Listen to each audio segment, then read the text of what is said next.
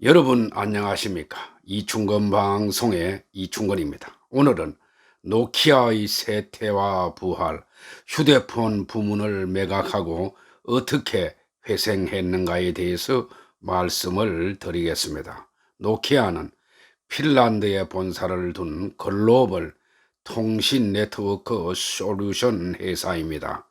통신 장비를 제조하는 글로벌 기업입니다. 핀란드 하면은 노키아가 연상되는데, 그 이유는 과거 노키아가 한때 세계 휴대폰 시장 점유율 1위를 달성했기 때문입니다. 노키아는 2013년 9월에 마이크로소프트사의 휴대폰 부문을 매각하여, 일부 사람들은 노키아가 망한 것으로 생각하는 사람도 있지만은, 여전히 통신 장비 분야에서는 스웨덴의 에릭선과 쌍벽을 이룰 수 있을 정도로 국제 경쟁력이 강한 기업입니다. 다음에서는 노키아가 휴대폰 시장을 매각하게 된 실패 이유와 이후 부활한 이유에 대해서 말씀을 드리겠습니다.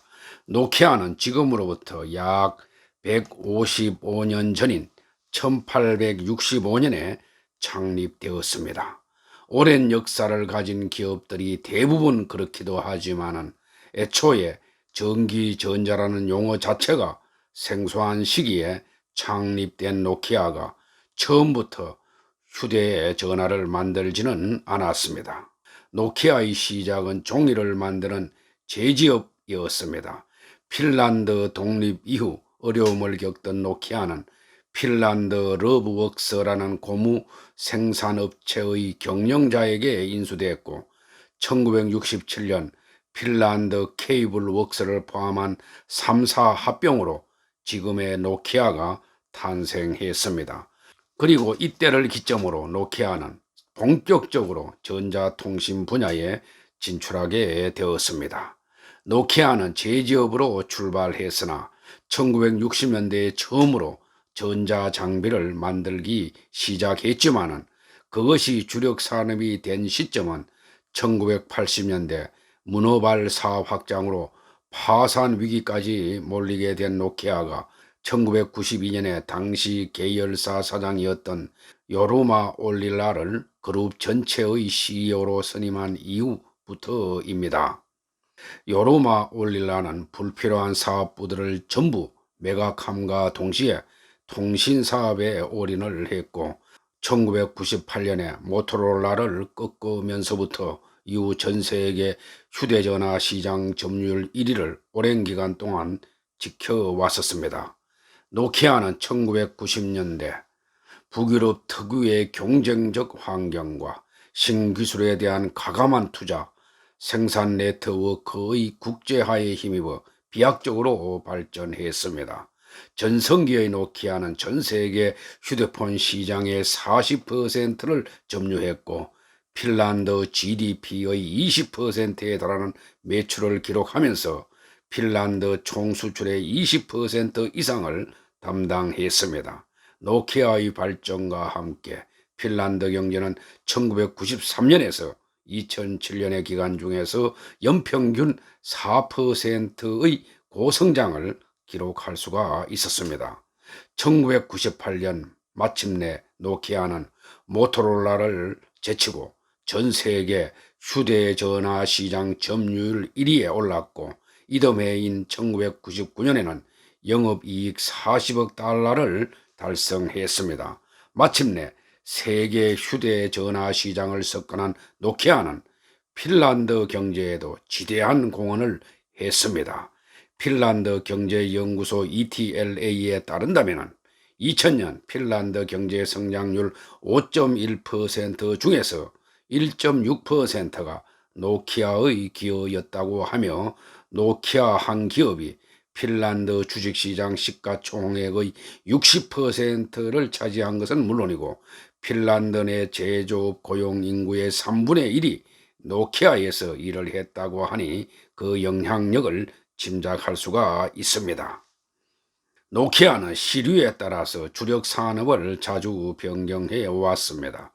1998년부터 2000년대까지 모토로라를 꺾고 전 세계 휴대폰 점유율 1위를 차지하면서 핀란드 내에서 세계적 인지도를 가진 몇 안 되는 기업으로 이름을 날렸으나 2010년대에 들어와서 미래에 대한 안일한 마케팅과 뒤처진 트렌드는 결국 망하게 된다와 영원한 1등은 없다라는 결과를 몸소 보여준 기업이기도 했습니다.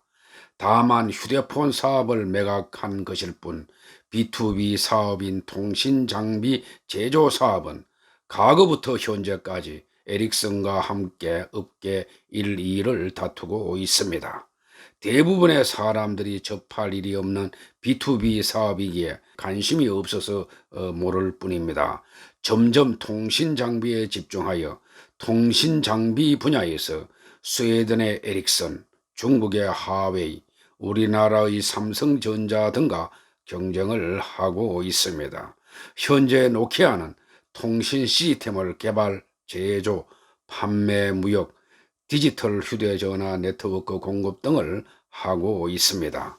인구 550만에 불과한 핀란드에서 휴대전화로 한때 세계를 호령한 노키아가 탄생할 수 있었던 것도 핀란드 정신인 시수 정신의 바탕을 둔 근면성실함과 열정, 응집력 덕분이었습니다. 지금은 마이크로소프트에 매각된 옛 노키아 본사 건물은 건물 안이 훤히 들여다 보이는 유리로 되어 있습니다. 누가 보더라도 부끄럽지 않게 열심히 하겠다는 자신감을 건물에 담아냈던 것입니다. 하지만 시수 정신은 자칫하면 배타적이고 폐쇄적인 문화로 흐를 수 있는 위험 요인도 함께 가지고 있습니다. 노키아의 경우 핀란드 문화에 대한 과도한 자부심이 외부 인재 영입을 막았습니다. 직원 대부분이 핀란드인이고 수직적인 의사결정 구조를 가진 탓에 세상의 변화에 둔감했습니다. 2007년 애플이 아이폰을 출시했을 때도 피처폰 강자였던 노키아는 스마트폰 시대의 도래를 선뜻 인정하지 않았습니다.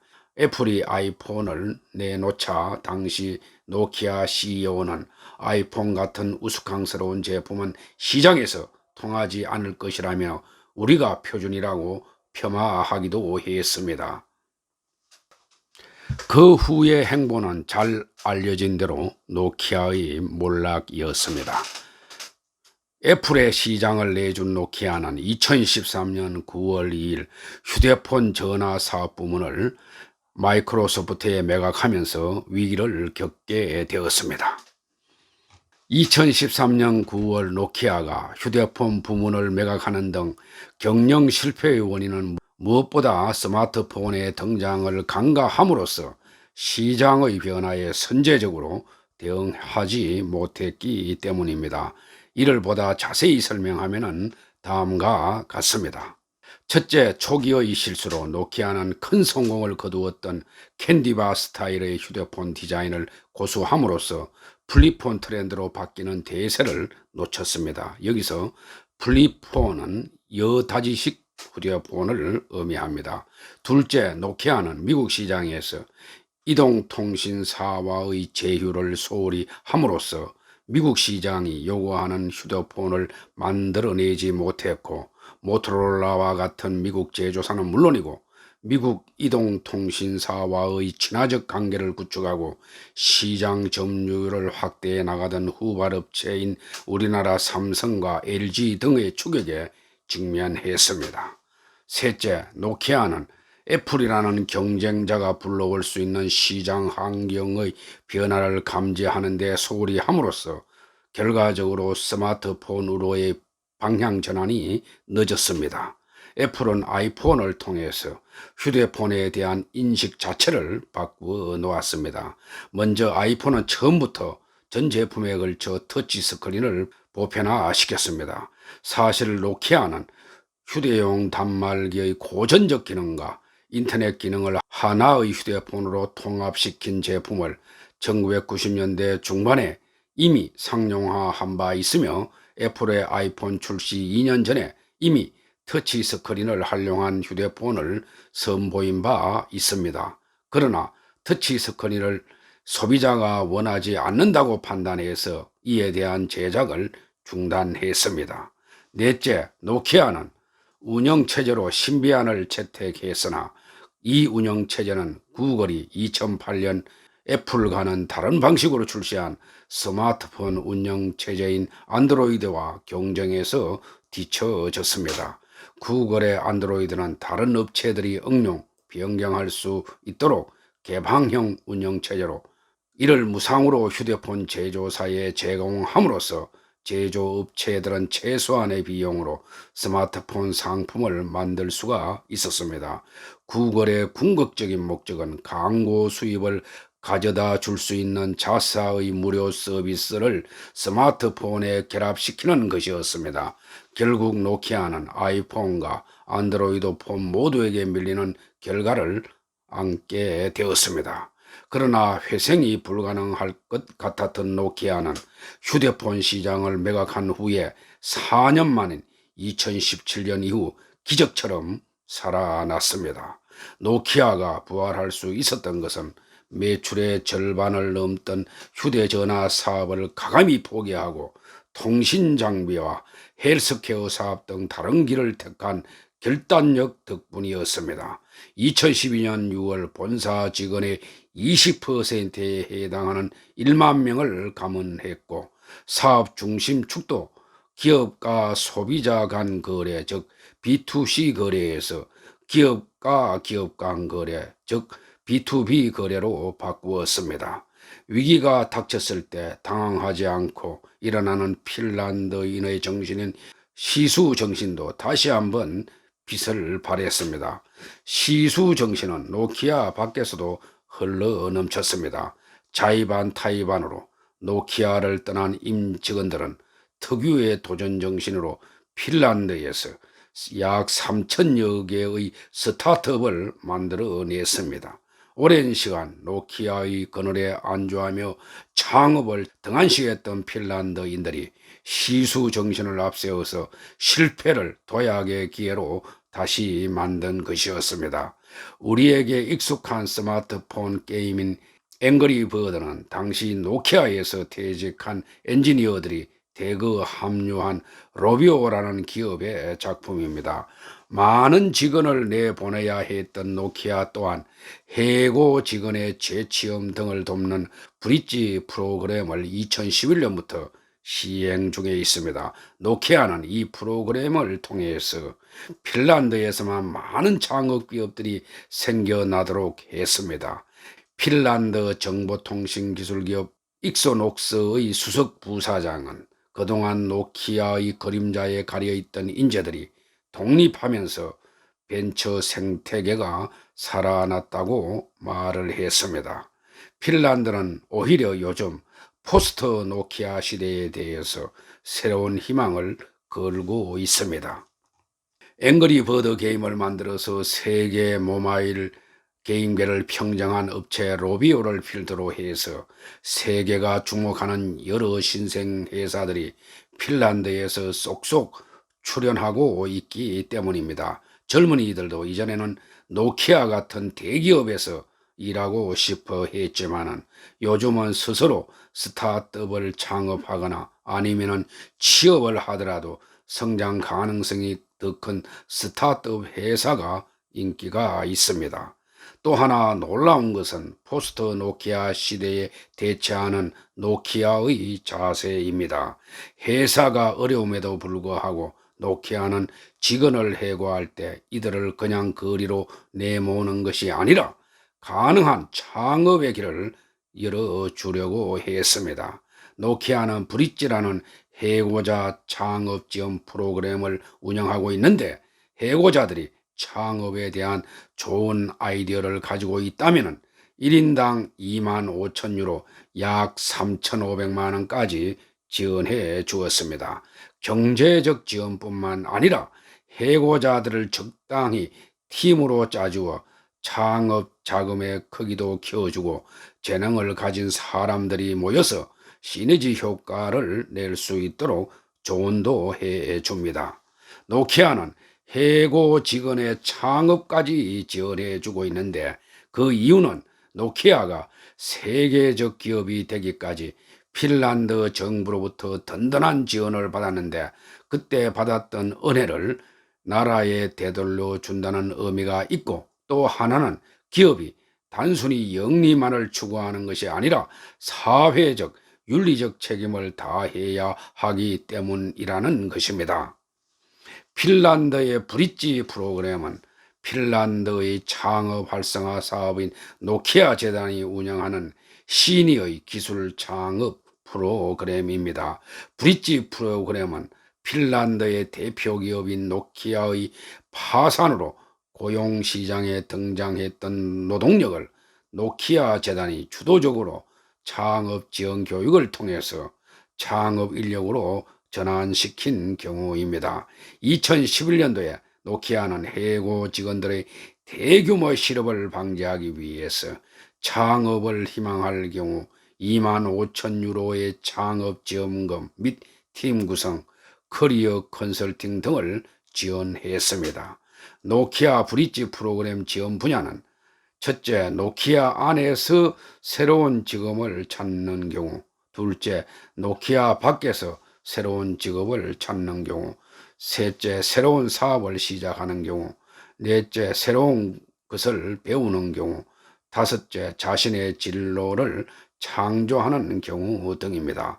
이 창업 지원을 통해서 IT 분야의 클러스터 협력 강화가 이루어지고 높은 성장을 이끌 수 있는 창업 생태계에 대한 비전을 제시했습니다. 브릿지 프로그래밍의 특징과 성공 요인은 다음과 같습니다. 첫째, 기업이 주도적 자발적으로 운영한 프로그램입니다. 브릿지 프로그램은 노키아 재단이 사회화하는 차원에서 내부 직원의 창업을 지원하기 위해서 운영한 프로그램으로 민간이 주도하여 성공적으로 수행한 프로그램입니다. 둘째, 창업 성공에 중심을 둔 교육으로 다양한 창업 교육 프로그램을 제시하여 참여자들이 여러 창업 분야에 대한 노하우를 배울 수 있도록 지원했습니다. 즉, 노키아와 관련이 없는 분야에서 창업을 하는 경우도 지원함으로써 철저하게 창업의 성공에 중심을 둔 교육을 진행했습니다. 이는 기업이 고용 인력에 대한 지속적인 동반 성장 의식 문화에 기인한 것입니다. 셋째, 창업 교육은 도전 정신 함량과 창업 문화를 형성토록 하여 대량 퇴직이라는 환경 극복에 기여를 했습니다.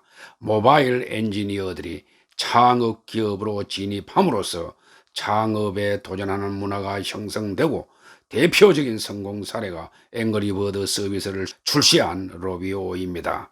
넷째, 창업 활성화의 방안으로 IT 분야의 네트워크를 효율적으로 구축하여 창업 기반으로 제공했습니다. 이를 통해서 교육을 받은 재직자 간의 네트워크를 통한 상호 협력을 할 수 있도록 지원했습니다. 이는 IT 분야의 클러스터 협력 강화가 이루어지고 높은 성장을 이끌 수 있는 창업 생태계 활성화에 기여했습니다. 이 프로그램은 정부 주도가 아닌 노키아 재단이 주도적으로 운영하여 성공적으로 시니어의 창업을 유도함으로써 핀란드가 중소기업의 성장과 규모 증가에 많은 기여를 했습니다. 핀란드 경제는 2000년대 중반 노키아의 침몰이 시작된 뒤로 대기업 중심의 경제 구조에서 탈피하고 새로운 패러다임 전환을 스타트업에서 찾았습니다. 핀란드 정부는 하나의 큰 노키아 대신에 100개의 작은 노키아를 만들겠다는 전략에 따라서 스타트업 육성에 총력을 쏟아왔습니다. 2015년부터는 해마다 인구수 대비 기술 혁신형 스타트업 창업이 세계 1위를 기록할 만큼 역동적인 창업 생태계를 구축했습니다. 2016년에는 기존 핀란드 전체 제조업 생산의 77%를 중소기업과 스타트업이 담당했습니다. 핀란드의 스타트업 활성화에는 대학과 연구기관의 기여가 컸습니다. 특히 2010년 핀란드의 3대 국립대학을 통합해서 설립된 헬싱키 알토 대학은 특정 분야를 뛰어넘는 다양한 지식에 실무 능력까지 갖춘 통섭형 인재 육성과 스타트업 보육 기능으로 유명합니다. 알토 대학의 교육은 이론보다 실습과 팀 프로젝트 중심으로 운영됩니다. 학생들 스스로 창업 동아리를 구성해서 사업 타당성을 인정받으면 마케팅과 투자 유치, 사업화를 위한 컨설팅 지원 등을 해줍니다. 대학이 보유한 특허를 활용해서 창업을 하면 적정 매출과 수익이 발생할 때까지는 지적재산권을 행사하지 않고 있습니다. 알토 대학에서 지원하고 배출하는 스타트업만 한 해 평균 100개를 넘을 정도입니다. 핀란드 정부는 알토 대학의 모델을 전국의 다른 대학으로 확산시키고 있습니다. 교육과 연구 기능을 연계한 산학년 클러스터를 확산시켜서 핀란드 전역에 혁신 창업의 동력을 키우겠다는 계획입니다.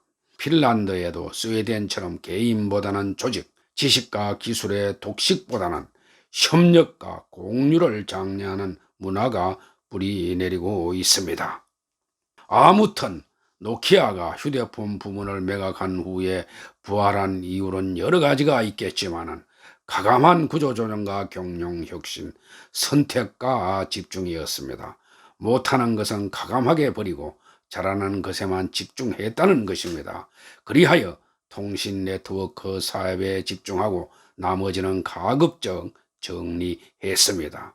무선 네트워크 분야에서 3위 사업자였던 노키아는 2015년 4위 사업자였던 프랑스 기업 알카텔 루선트를 인수해서 잠시나마 1위 사업자가 될 수 있었습니다.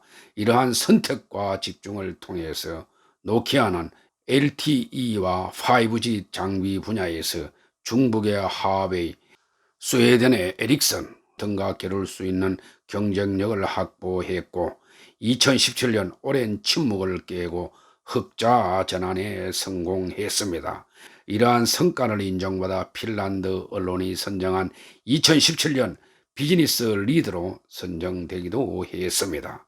어떤 학자는 노키아의 휴대폰 사업이 망하게 된 것이 오히려 핀란드 경제의 전화위복이 되었다고 이야기를 합니다. 그 이유는 앞에서 말한 바와 같이 창업 생태계가 살아나고 창업 열기가 대단하며 글로벌 신생 창업 기업들이 많이 태동되고 있기 때문입니다. 오늘 방송은 여기서 마치겠습니다. 제 영상이 도움이 되셨으면 동영상 아래 구독과 좋아요를 눌러주시기 바랍니다. 더 좋은 방송으로 보답하겠습니다. 제 영상을 시청해 주셔서 고맙습니다.